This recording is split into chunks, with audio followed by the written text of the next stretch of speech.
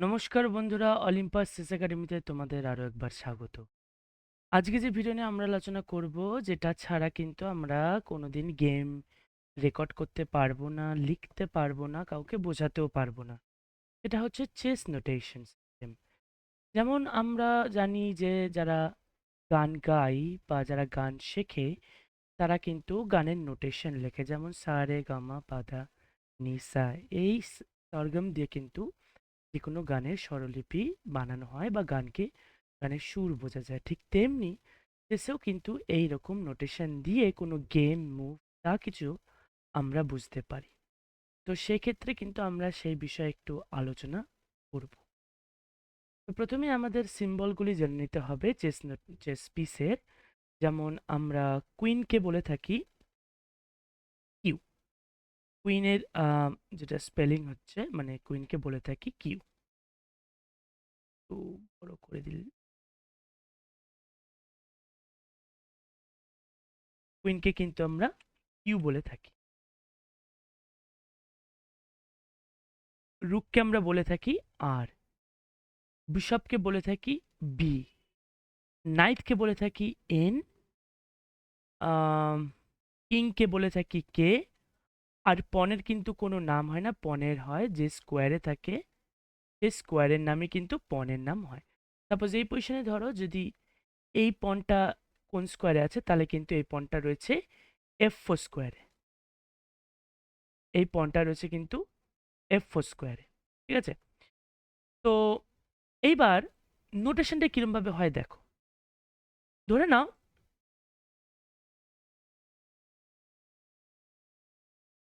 ধরে নাও এই E2 পনটা এই স্কোয়ারটায় গেল। তো এটা জানি E4 স্কোয়ার, আমরা আগে নোট জেনে নিয়েছি বোর্ডের কোঅর্ডিনেটসটা। না জানলে তোমরা কিন্তু অবশ্যই চেস বোর্ডের কোঅর্ডিনেটসটা একবার দেখে নাও। E2 পনটা গেল E4 এ। তো এইটা যখন আমরা লিখবো তখন ঠিক এরম ভাবে আমরা লিখবো,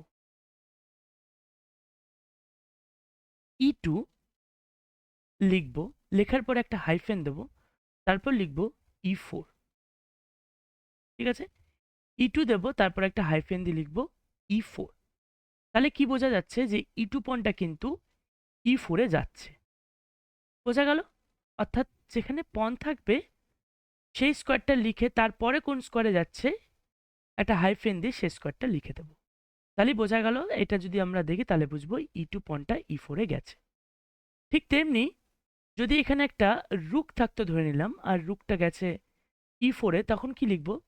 তখন একই রকম থাকবে, E2 থেকে E4 যাবে, কিন্তু শুধু E2 থেকে E4 গেলে বুঝবো এটা পনকে বোঝায়, কারণ পনের কোনো সাইন থাকে না। কিন্তু জানি রুকের সাইন থাকে আর, তার জন্য লিখবো R E2, মানে রুক ছিল E2 তে আর সে গেল E4 এ। ঠিক আছে? অর্থাৎ আমরা লিখবো রুক E2 হাইফেন E4, এইটা লিখবো। ঠিক আছে? এইটা কিন্তু লিখবো না, এই তীর চিহ্ন আসবে না, এইটা লিখবো। তো R E2 হাইফেন E4, তার মানে রুক E2 থেকে E4 এ গেল। এইভাবে কিন্তু তোমরা যে কোনো জায়গার থেকে যে কোনো জায়গায় করে নিতে পারো। এই আর এর জায়গায় যদি আমি কিউ বসিয়ে দিই তাহলে কিন্তু এটা কুইন হয়ে যাবে, কে বসালে কিং, বি বসিয়ে দিলে বিশপ হয়ে যাবে। তো এটা হচ্ছে সিম্পল মুভমেন্ট। নেক্সট হবে, যদি ধরো রুক এখানে আছে, এখানে একটা পন রয়েছে, E4 একটা পন আছে।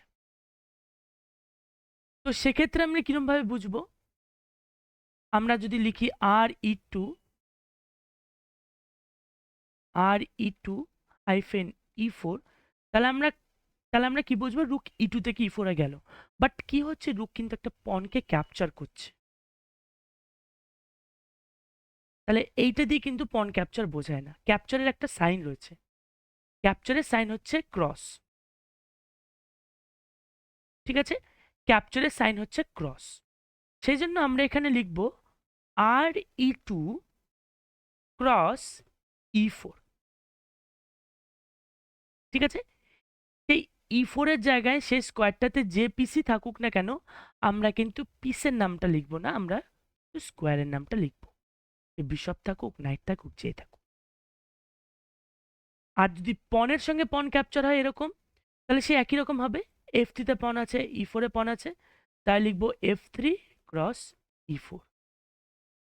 মানে F3 পয়েন্টে E4 কে ক্যাপচার করেছে, যেহেতু ক্যাপচারেশন ক্রস। বোঝা গেল?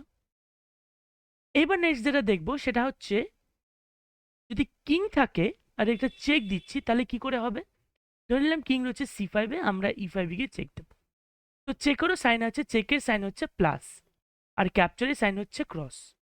ঠিক আছে, তো চেকের সাইনে কি হবে, আর E2 যেরকম ছিল সেরকমই লিখবো, E2 থেকে রুক যাচ্ছে, হাইফেন E5 আর আমি বসিয়ে দেবো প্লাস। প্লাস মানে হচ্ছে চেক দিচ্ছি, চেক দেওয়া বোঝাকে প্লাস বোঝে। যদি প্লাস না থাকে তাহলে বুঝবো না এটা চেক হচ্ছে কি হচ্ছে না। প্লাস যদি দেখতে পাবো তাহলে বুঝবো যে এটা চেক হচ্ছে, তাই প্লাস। ঠিক আছে, এবার মেটের সাইন কিরম হবে, যদি রুক E5-এ চেকমেট হয়ে যায়, ধরলাম এটা চেকমেট হবে, আর E2 থেকে E5-এ গেলে চেকমেট করলো। চেকমেটের সাইন হবে হ্যাশট্যাগ বা ডাবল প্লাস। ঠিক আছে, ডাবল প্লাস বা হ্যাশট্যাগ মানে এটা এরকম লিখবো, আর E2 হাইফেন E5 হ্যাশট্যাগ, বা যদি ক্যাপচার করে হয় তাহলে ক্যাপচার করে E5 হ্যাশট্যাগ। এটাই হচ্ছে বেসিক নোটেশন সিস্টেম।